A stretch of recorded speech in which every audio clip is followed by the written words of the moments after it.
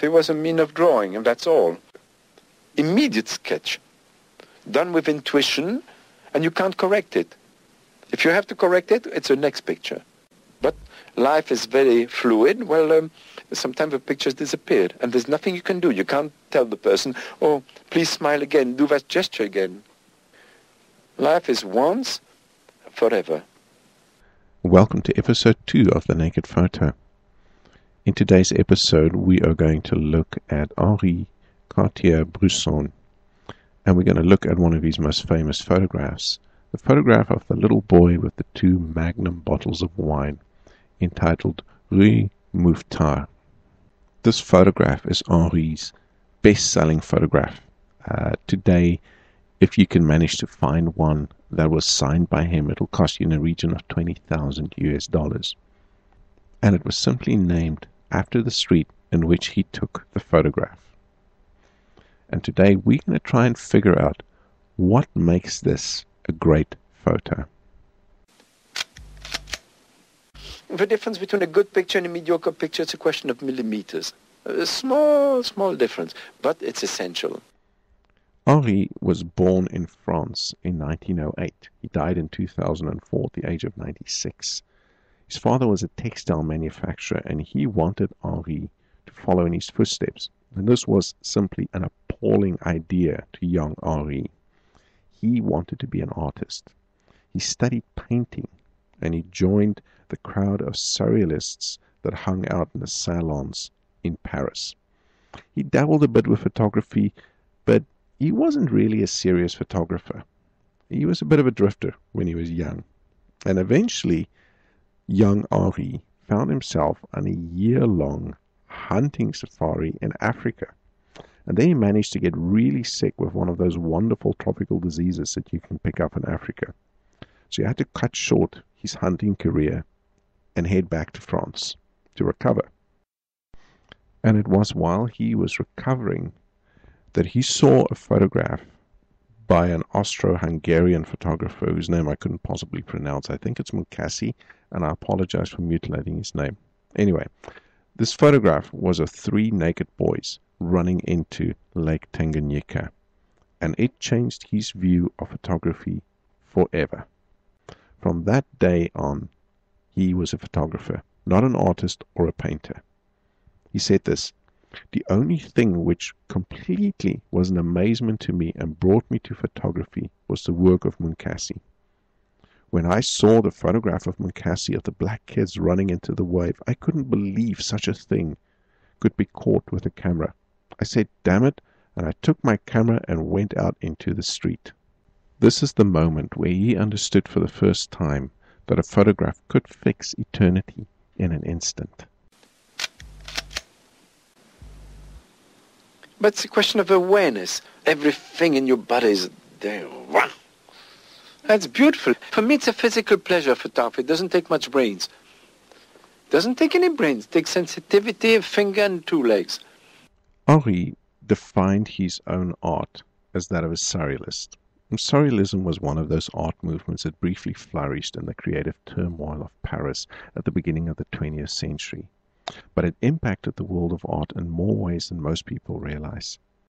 This was the era where Jung and Freud were discovering and defining the world of the subconscious. The surrealists were fascinated by this and held the belief that art should not be about the intellectual world of the mind and reason, but about the unseen, hidden world of the emotion and the subconscious. They looked for the hidden connections between things, and they used devices like juxtapositioning and humor to explore those interconnections. They used mind-altering substances and automatic writing and a variety of other devices to try and overcome the barrier that the mind places between us and the subconscious. Henri realized that photography could reveal and fix in eternity that fluid and unseen energy that occurs within human existence. And I'm not a reporter. It's accidentally. It's on the side. In 1934, he meets a young Polish intellectual, a photographer who simply called himself Chim because his name was so difficult to pronounce. And then Chim later changed his name to David Seymour. You may have heard about him. The two had much in common, and through Chim, Henri met a Hungarian photographer named Friedman, who later changed his name to Robert Capa, which, if you're interested in photojournalism, you'll recognize instantly. Capa is so important in his own right that he deserves to be dealt with in a separate podcast. The three of them shared a studio in the early 1930s, and Capa became a mentor to Henri. It was Capa that said to Henri not to keep the label of a serialist photographer, but to be a photojournalist, because if not, Henri would fall into mannerism and become irrelevant. So Henri embraced photojournalism as his label of choice, in the end became one of the fathers of modern photojournalism for the 20th century, even though he never viewed himself as one. He also didn't bother himself too much with the technical aspects of printmaking. He was never really interested in the darkroom. He lost interest as soon as the photograph was captured, and he was on to the next moment. He summed it up with comparing himself to a hunter. He said the hunter is not a cook. He's interested in capturing the meat, not cooking the meal. He was happy to leave the printmaking to other people, and in fact, most of the vintage prints of his work that was signed by him wasn't printed by him personally. It's an interesting difference if you compare it with our discussion on Ansel's approach in episode 1. It's also interesting to note that unlike Ansel, whose work we looked at last week, he didn't use a view camera. Leica had produced a small camera based on the 35mm roll film that was becoming dominant in the movie industry at that time. Henri embraced the 35mm format because it was small, it was unobtrusive in the street, and could be used handheld. He used a 50mm lens, which he called an extension of my eye, and he taped up all the shiny bits of the camera with black tape so it would be less visible, and then he went into the streets of Paris like a hunter, looking for what he later coined the decisive moment. When I actually went to view some of his prints that are owned by the National Gallery in Ottawa, it was recently exhibited here in Vancouver, the first thing that struck me was how small those prints are. There were none that was bigger than an 8x10. These are really intimate photographs that invites the viewer to come close and ponder the details. It's the expression of a face, the movement of an arm, the turn of a head. They're really delicate and carefully composed, small images. It's a fraction of a second. It's an instinct. In photography, you got to be quick. Like an animal on a prey. Like this, you grasp it and take it, and people don't notice that you've taken it. But it's given very seldom, and you can't look for it. It's like if you look for inspiration. Nothing comes, and it's by enriching yourself and living.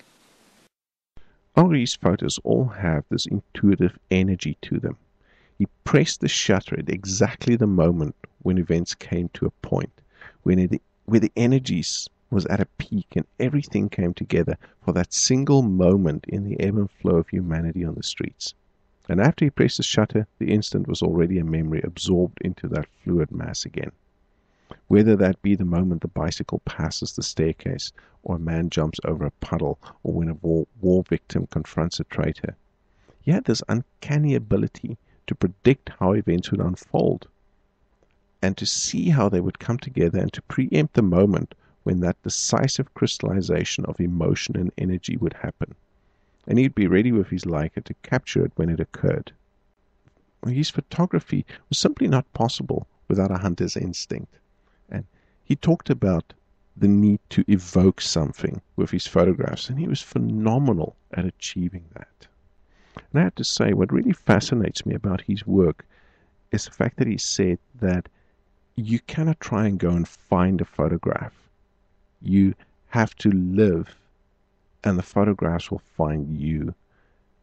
It's like he allowed the intellectual contents of his life to come with him into the street, but then he was a passive recipient there.